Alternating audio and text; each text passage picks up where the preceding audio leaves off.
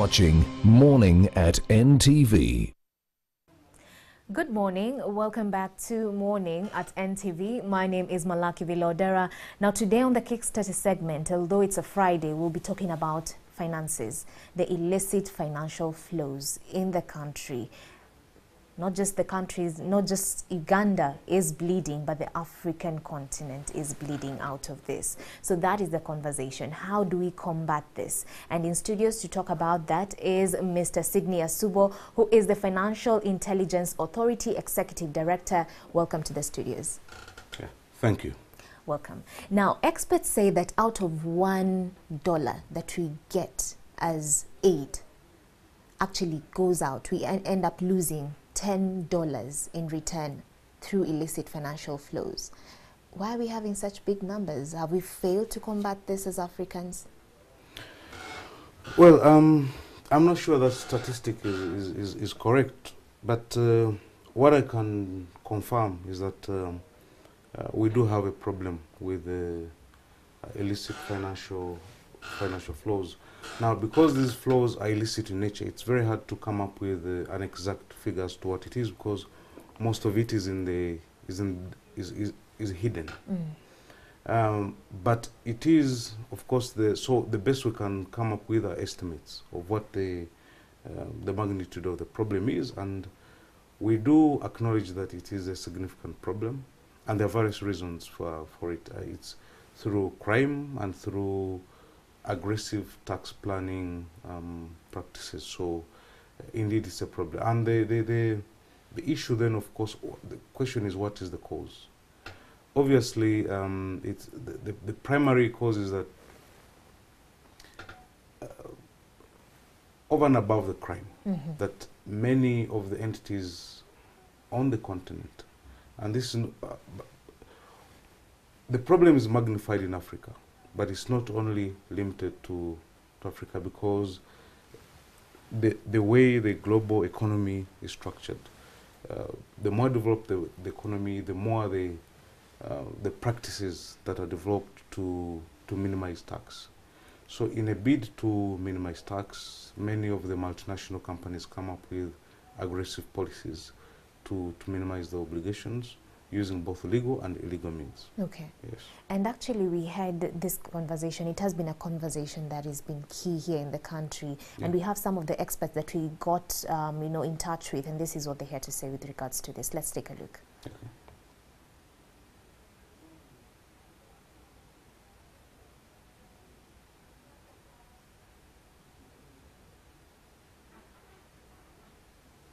Tempted to move up to almost 70 to 80 billion shillings.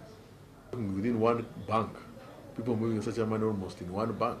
So daily the banks are getting people in this area. The crime has become increasingly become serious, because this concern is now largely being shared by independent forensic auditors, who reason that this type of vice can have far-reaching impact on the economy if not checked. The economy regulation is not good enough, and you can't. Since 2005, the anti-money laundering bill has been in Parliament. It is not yet passed into law. Of course, there are going to be questions: why can't Parliament pass this critical act into law? Amos Ngabirano, the director for ICT in the Uganda Police Force, also believes that beyond anti-money laundering legislation, a raft of interventions are required. So it's not just a matter of us not having laws, because just a few months ago, actually, Uganda won a case against, an international oil company, and we were able to retrieve $423 million out of this. So it's not a matter of us not having laws in place to curb illicit financial flows, but the implementation. No, well, first of all, the clips you have shown must be really pretty old clips. One of them was predating the enactment of the anti-money laundering law. So we do have the law in place. Right. And before the laws were enacted, we had actually been on the global watch list. The global standard setting body for issues to do with money laundering and terrorism financing is called the Financial Action Task Force. We had been on the watch list. But in 2017, we got off the watch list. And the primary reason we got off the watch list is that we're done all that FATF required us to do, including enacting the required law. So as of November 2017, we have the requisite legal and institutional framework to fight both money laundering and terrorism financing. The main challenge we have is that because of the recent nature of the legislation, we have not yet had opportunity to demonstrate the effectiveness of the system. So it's not for a matter of lack of laws, but it is because of the nascent nature of the laws. So but over the last 4 years that the Financial Intelligence Authority has been in existence, we have been able to demonstrate both to our regional and global partners that we are fully implementing the law, and the necessary reforms are actually taking root.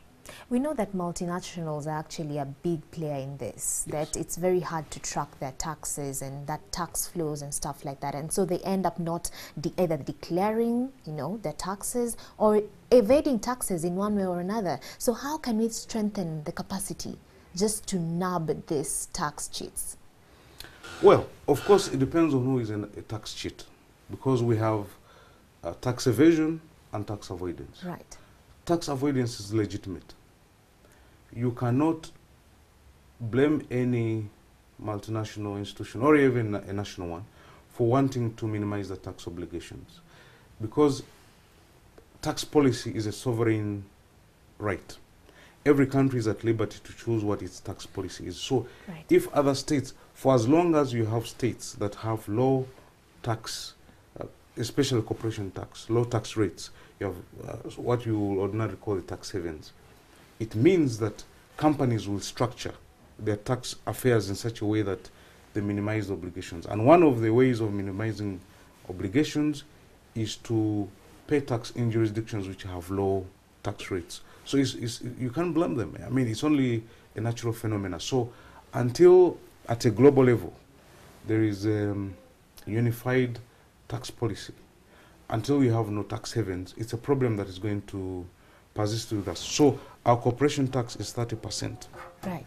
If a country decides to, because we have one of the problems we have is the double taxation agreements we have signed.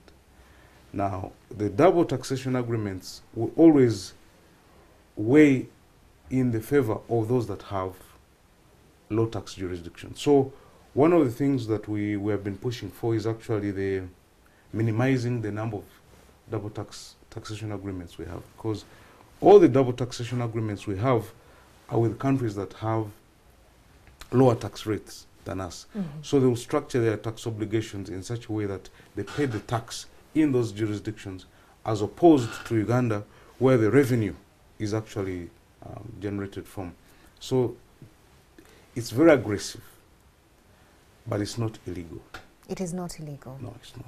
But tax evasion is illegal. Well, tax evasion is illegal, and that's why it's one of the predicate offenses for money laundering. So it is true that it's a significant problem here. And we have been, that's why we, as the Financial Intelligence Authority, we have a partnership, a memorandum of understanding with the Uganda Revenue Authority to minimize this problem, to exchange information.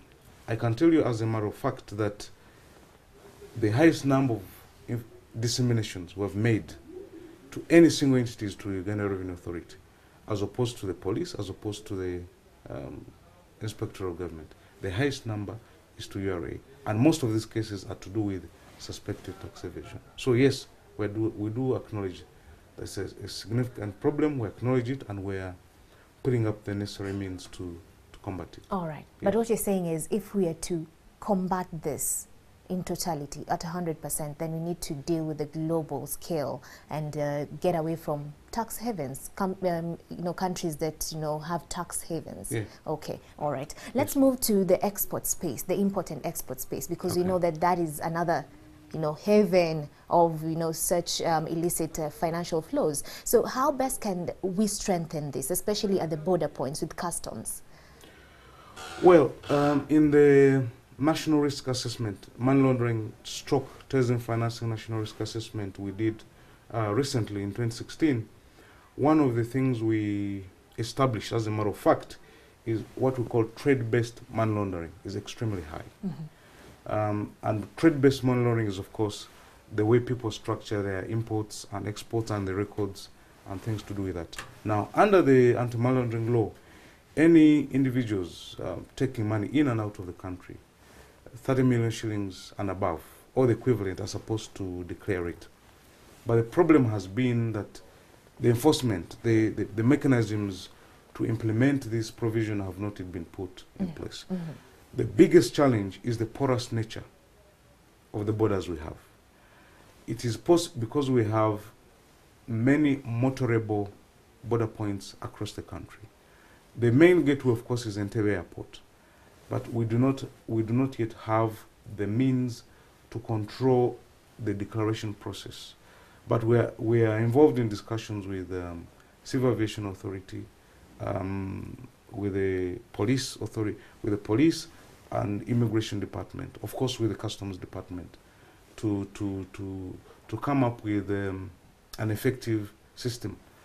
But it's not only a problem confined to Uganda, because within the region it has been difficult because of the difficulties with the border. So for somebody who doesn't want to declare, and as you know, most of the volume is with the neighbors is through the land borders. Right.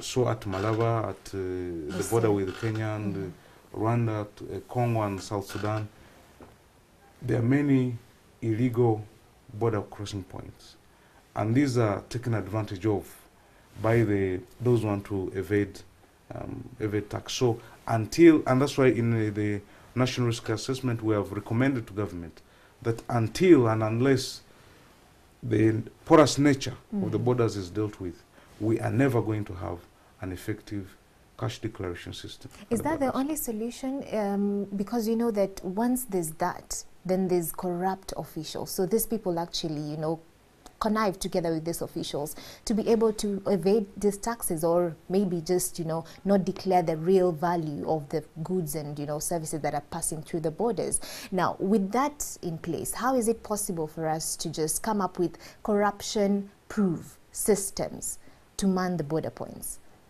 You know, of course, with corruption, we can talk about it the whole day long. We have always, at least from our perspective of the FI, is that it's a cultural thing. And these things take time to evolve. There appears to be, unfortunately, the way the society is structured now, there unfortunately appears to be an acceptance of certain corrupt practices, both within the private and public sector. So until that mindset is changed, then we're going to have difficulties around the issue of how do we fight corruption. So it's not for nothing that the country has been ranking very badly among all the corruption indices. So the question is really, it goes beyond any single institution. It's really a national thing. At individual level, how do you combat the vice? From all the institutions that shape the minds of individuals, the churches, the schools, but most importantly, the family. The way society is structured right now, we're in for a very rough ride. And that's the sad reality. So what you're saying is it will be hard for us to fight this completely? Not only Uganda as a country. I know, but now that we are speaking about Uganda, I know it's a global issue, but how can we start it off as Ugandans? Because if just with misinvoicing we're losing $4.9 billion annually, you get, and the reason as to why the government is even, you know, increasing the tax base and taxing us in even things that the public is totally against is just to cover up the debt ratio, and the current debt to, you know, GDP ratio stands at 38%. So instead of expanding the tax base so we can be able to finance our own, you know, undergoings as a country, then shouldn't we, you know, focus our energies into fighting this illicit, you know, financial flows and corruption? Because a lot of money is being lost in that way. Well, of course, the issue of illicit flows is complex, because you have the illicit flows into the country as well, and then those outside the country. Yes. So you will have to net off. if you net off the illicit flows into the country, especially from neighboring countries and those countries that we have trade links with, as opposed to the illicit flows out of the country, say what is the net off? Is there a match between the two? But when you talk about the tax base and also, I think it's accepted that we need to improve our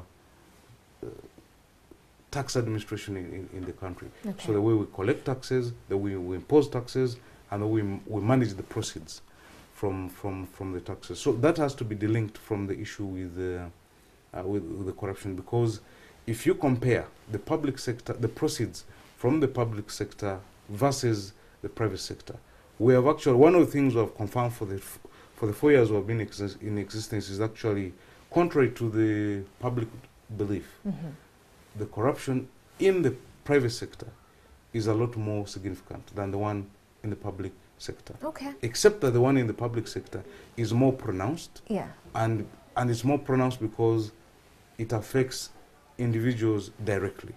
Their well-being, their family dynamics, and their take home. Okay. But it's actually more pronounced in the private sector. All right. Yes. As we come to a close, we know that the IGG is very keen on lifestyle audits, and come next year, actually, the IGG has said that, you know what, for all government officials, they will have to declare their wealth, both in the country and outside the country, and across family members, because some of them actually save this money under the names of their children, relatives, and stuff like that. So will that help us in just beginning this fight against such illicit things?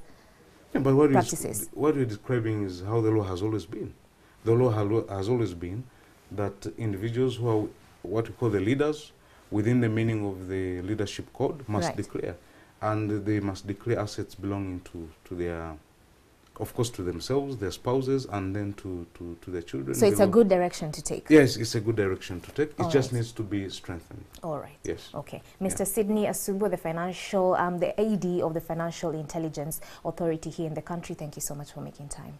Yeah. We'll have this discussion, of course, sometime in the future, because it's a great discussion. How do we curb illicit financial flows? The economy is suffering as a result of this, so we need to be, deliberate about it. So that has been it for Kickstarter segment. Keep your views coming. The hashtag is Morning at 10 TV. You can also stream us live through the same hashtag. Morning at 10 TV still continues. Up next is Take Notes. Thank you.